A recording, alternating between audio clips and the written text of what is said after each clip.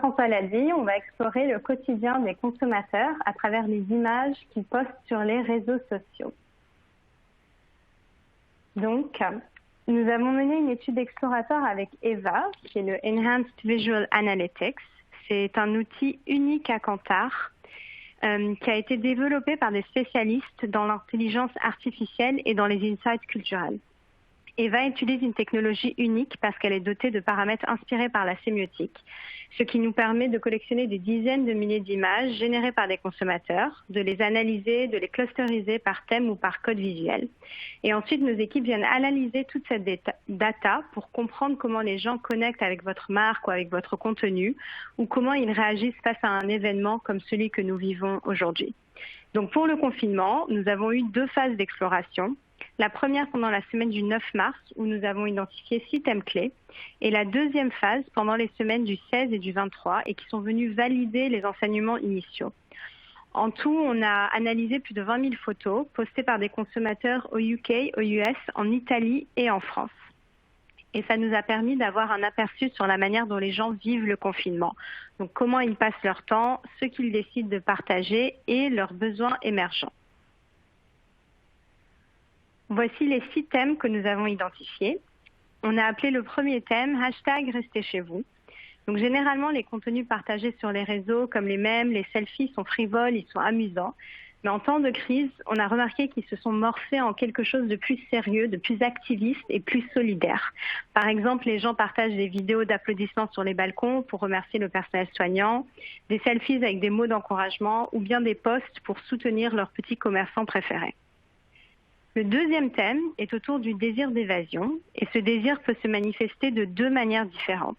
D'abord, on voit les photos que les gens partagent de leurs balades, des plantes ou bien des fleurs qu'ils ont à la maison, des paysages qu'ils voient autour d'eux, et ça traduit un désir de connexion à la nature. Et ensuite, il y a les images que les gens postent pour se souvenir que le confinement est temporaire, donc à travers des photos de voyages faits dans le passé, mais des plans aussi qu'ils ont envie de faire pour le futur.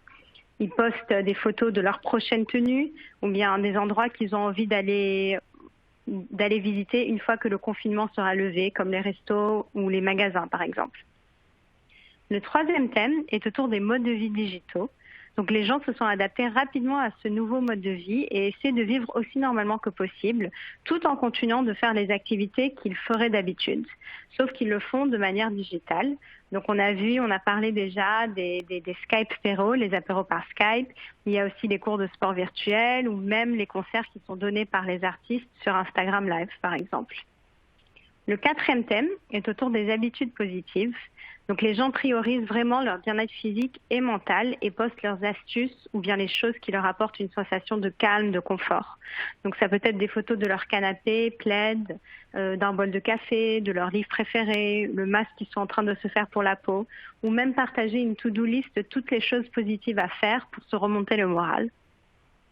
Le cinquième thème est autour des travaux manuels et de la créativité. Là, les gens voient le confinement comme une opportunité pour faire ce qu'ils n'ont jamais eu le temps de faire et ils s'investissent dans des activités créatives pour se divertir ou bien pour apprendre. Bien évidemment, Gaëlle en a parlé, les gens se sont mis à cuisiner, postent des photos de leurs gâteaux, mais aussi de leurs chefs-d'œuvre, s'ils font de la peinture, du tricot, des puzzles et même de la réorganisation de leurs placards. Et finalement, le dernier thème que nous avons appelé les nouveaux essentiels. Là, les gens partagent des photos d'objets qui leur importent. Au début de l'exploration, c'était plutôt des produits ménagers, des produits d'hygiène comme les gels hydroalcooliques par exemple. Mais plus on avance dans le confinement, plus ce thème se merge avec le thème numéro 4 qui est autour du confort. Donc, quels sont les enseignements qu'on peut retenir de tout ça? On en a 5 en tout. Le premier est participer à l'effort collectif. Donc les gens font preuve de générosité, de solidarité et ils attendent la même chose des marques. Même si ce n'est pas complètement en ligne avec votre image de marque, c'est vraiment le moment de nourrir ce sentiment de cohésion et d'entraide et toutes les marques peuvent le faire. Le deuxième enseignement, c'est faire le lien entre le monde extérieur et intérieur et projeter un avenir positif. Donc il faut rappeler aux consommateurs que cette situation n'est pas permanente. Et là, les marques qui tournent autour de l'hygiène, du bien-être de la maison peuvent aider les gens à se reconnecter à la nature avec des produits ou bien des expériences qui transportent la nature à l'intérieur de la maison. Et d'autres marques, comme celles du monde du voyage, de la mode, de la culture ou bien de l'événementiel, peuvent aider les gens à se projeter et à imaginer les plans qu'ils ont envie de faire dans le futur. Le troisième enseignement, c'est créer des expériences digitales qui se démarquent en proposant des services pour se divertir, pour apprendre et même pour socialiser. Donc ici, les marques de bien-être, mais aussi les institutions culturelles, artistiques ou même les marques de tech peuvent imaginer de nouveaux services, de nouvelles expériences. Et pourquoi pas essayer d'acquérir une nouvelle cible en leur proposant une expérience digitale. Quatrième enseignement, c'est envisager le rôle que votre marque peut jouer pour aider les gens à retrouver ce sens de bien-être mental et physique. Ici, les marques de beauté, les marques d'hygiène peuvent jouer un rôle émotionnel significatif en proposant des rituels apaisants, des moments forts en sensorialité par exemple.